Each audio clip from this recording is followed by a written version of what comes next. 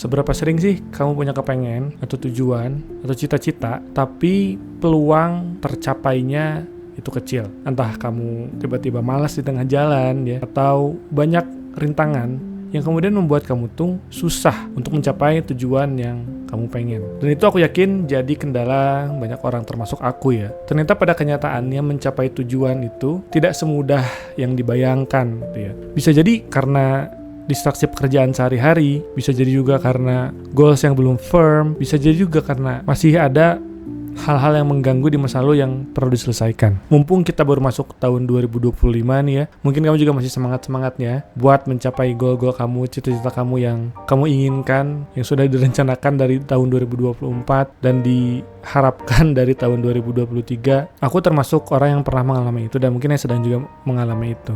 Dan aku sedang mencoba untuk mengatasi hal tersebut. Dan aku kemudian menemukan ada satu hal yang perlu menjadi perhatian. Mungkin selama ini kamu berpikir bahwa yang penting maju. Yang penting ketika kita punya goals, kita punya cita-cita, kita punya tujuan, yang harus kita lakukan adalah maju ke depan. Kita punya bayangan tentang apa yang mau kita capai. Udah, kita fokus ke sana. Kita fokus untuk mencapai, kita fokus ke hal-hal positif aja yang bisa mendekatkan kita kepada goal-goals tersebut. Tapi kemudian ternyata hanya dengan fokus ke tujuan itu nggak akan membuat perjalanan kita semakin mudah. Ada hal-hal yang kemudian menjadi beban yang membuat kita tuh meski mau maju ke depan, dia tuh selalu berada di belakang, narik-narik diri kita, nahan-nahan diri kita, supaya kita tuh nggak maju ke depan. Dan hal tersebut ada urusannya dengan perasaan. Kenapa bisa perasaan itu jadi sesuatu hal yang mengganggu? Apa hubungannya sih? Jadi gini, pertama mungkin kita hidup di dunia yang cukup mengabaikan ya perasaan, terutama bagi laki-laki ya. Ketika kita memiliki perasaan, terutama perasaan yang kita anggap sebagai negatif ya, seperti kesedihan, amarah dan lain sebagainya, kita menganggap itu sebagai hal yang harus dilupakan saja, ditekan, kemudian kita ya udah fokus ke depan aja. Kita fokus ke bagaimana kita hidup menyongsong hari esok. Tapi mau nggak mau diabaikan sebagaimanapun, perasaan itu akan tetap ada. Kalau nggak kamu salurkan dan kamu coba untuk regulasi. Karena teman-teman, perasaan yang menghambat kita ya, seperti rasa takut untuk maju, seperti rasa malas, seperti rasa kecewa yang masih menghantui karena kita gagal di masa lalu, karena kita gagal mencapai tujuan kita di masa lalu, sehingga itu tuh membebani kita di masa kini dan tadi menjadi ganjalan kita untuk melangkah maju. Nah, itu disebut dengan residu. Residu itu datangnya dari mana? Kalau ngomongin afeksi atau afek, ada 3 hal yang perlu kita ketahui. Bagaimana proses atau mekanisme si afek ya, atau perasaan itu bekerja. Yang pertama adalah emosi, yang kedua adalah feelings, yang ketiga adalah mood. Apa itu emosi? Emosi adalah respons kita terhadap sebuah kejadian. Ketika kita mengalami sesuatu, kita akan merespons dengan emosi tertentu yang biasanya dominan ya, tertanam pada diri kita. Misalnya ketika lagi naik motor, lalu kemudian ada orang yang nyerempet, itu akan nge-trigger kita untuk memunculkan emosi marah. Kalau si respons itu atau si emosi itu terus-menerus memenuhi ruang pikiran dan perasaan kita, itu berubah menjadi yang namanya feelings. Kalau teman-teman tadi misalnya keserempet motor, respons pertamanya adalah marah, terus dipikirin, itu kenapa ya bapak tadi gitu? Kenapa ya dia kok nggak ikut aturan? Kok kebut-kebutan ya sampai bisa nyerempet aku? Dipikirin terus-menerus, itu namanya feelings. Makin menguat nih. Yang terakhir adalah mood, teman-teman namanya. Dia udah berpengaruh ke perilaku. Karena tadi emosinya semakin intens, dia berubah jadi mood yang mempengaruhi bagaimana kita menjalani aktivitas sehari-hari. Karena tadi kita mikirin terus ya kejadian diserempet motor, terus kita pergi ke kantor, jadi malas kerja, bawaannya marah-marah terus. Perilaku kita udah berubah, yang tadinya niatnya pengen kerja produktif tapi nggak bisa sama sekali, karena itu udah berpengaruh ke bagaimana kita menjalani aktivitas. Itu yang namanya mood.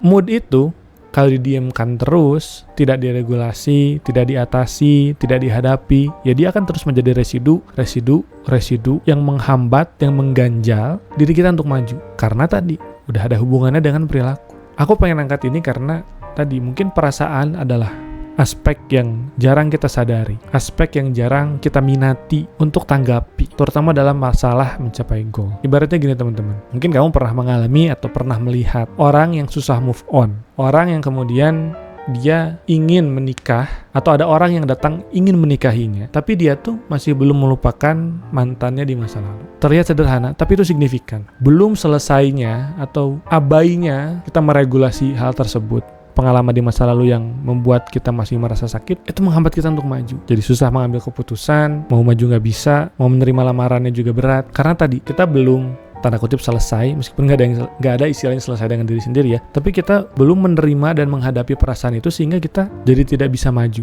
Padahal itu tuh sesuatu hal yang penting, tapi kita remehkan karena mungkin itu nggak ada kaitannya secara langsung dengan goal yang mau kita raih. Karena teman-teman, sebenarnya secara alamiahnya kita itu akan memberikan bobot yang lebih besar terhadap hal-hal negatif atau hal-hal yang kita anggap negatif sebelum kita bisa menghadapi hal-hal yang sifatnya lebih positif. Pengalaman negatif pasti akan memenuhi ruang pikiran kita lebih, dan itu tuh menuntut kita untuk meregulasinya terlebih dahulu, menuntut kita untuk secara kognitif menyelesaikan itu terlebih dahulu, memusatkan perhatian kita ke sana dulu. Tapi kalau diabaikan dan kita fokus ke hal yang positif terlebih dahulu, dia nggak akan selesai, dia nggak akan hilang, dia akan terus berada di sana dan menghambat pertumbuhan kita. Nah, terus gimana caranya kita tuh bisa maju, tapi dengan seolah-olah mundur dulu. Kita pengen mencapai goals kita di tahun ini, tapi kita tuh mundur dulu ke belakang, ke masa lalu, melihat apa aja sih yang menjadi ganjalan. Ada istilah yang namanya mental contrasting, teman-teman. Jadi ini tuh salah satu metode untuk mencapai goals yang dipopulerkan oleh Oettingen dan Goldwitzer. Jadi mental contrasting itu adalah bagaimana kita membandingkan ya atau mengkontraskan keinginan kita dengan kondisi kita saat ini. Hal tersebut kita kontraskan, lalu kita cari apa saja yang menjadi problem. Alih-alih melakukan hal-hal yang ada hubungannya secara langsung dengan goals kita nge-tackle dulu problem-problem tersebut. Salah satu metodenya adalah dengan menuliskan. Coba teman-teman jawab pertanyaan ini. Pertanyaan pertama, apa sih yang ingin kamu capai di tahun 2025 ini? Tuliskan dengan jelas dan dengan detail, sedetail-detailnya. Bayangkan, ya, buat dalam bentuk narasi, tuliskan. Kalau udah, coba jawab pertanyaan yang kedua. Sekarang kondisi kamu kayak gimana? Sudah ideal atau belum? Apa aja yang kamu rasakan? Apa aja yang kamu pikirkan saat ini? Kamu yang sekarang tuh kayak gimana? Apa bedanya dengan kamu yang ingin kamu capai tadi? Tuliskan juga dengan detail dan dengan runut. Kemudian, jawab pertanyaan yang ketiga. Apa saja rintangan yang kamu temukan? Atau hambatan yang kamu temukan? Kamu tadi udah nulis nih kepengen kamu di masa depan, dan kamu yang sekarang. Identifikasi gapnya dan tulis masalah yang menjadi hambatan. Dan kalau udah, coba nilai seberapa jauh sih kamu dari goal tersebut. Nanti kamu bakal ketemu masalah-masalah yang mungkin sebelumnya belum kamu pikirin. Masalah-masalah yang mungkin kamu anggap sepele, tapi itu ternyata ngaruh banget ke bagaimana kamu mencapai goals kamu di masa depan. Dan itu yang harus kamu fokuskan dan jadikan komitmen. Tackle itu dulu dan coba regulasi itu dulu. Karena nih, kalau kita ingin loncat dari state atau kondisi yang negatif ke kondisi yang positif, itu bisa-bisa aja. Tapi tadi seperti yang aku bilang di awal, akan ada residu yang ikut ke depan.